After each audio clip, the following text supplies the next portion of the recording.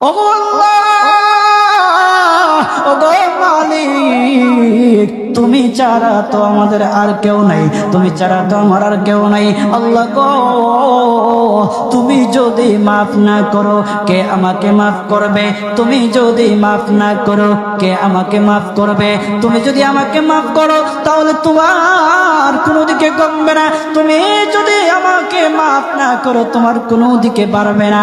আল্লাহ গো, তুমি আমাকে মাফ করে দাও। সারাটা জীবন অন্যায় কাজ করেছি, সারাটা জীবন নাফরমানি করেছি, আমার কাছে কালেমার দাওয়াত কম আসে নাই, আমার কাছে কালেমার দাওয়াত কম আসে নাই, আমাকে লোকেরা কম বোঝায় নাই। ওগো আল্লাহ, তুমি আমাকে মাফ করে দাও। মাফ না করলে কোথায় যাব, কার কাছে যাব?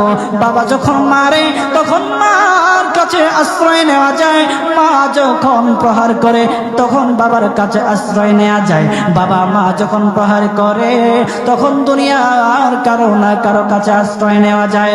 ওগো আল্লাহ, ওগো মালিক, তুমি যদি আমাকে মারো, তুমি যদি আমাকে আযাব দাও, ওগো আল্লাহ, কার কাছে যাব, কার কাছে গিয়া মাফ চাইবো? ওগো আল্লাহ, মেহেরবানি করে মাফ করে দাও।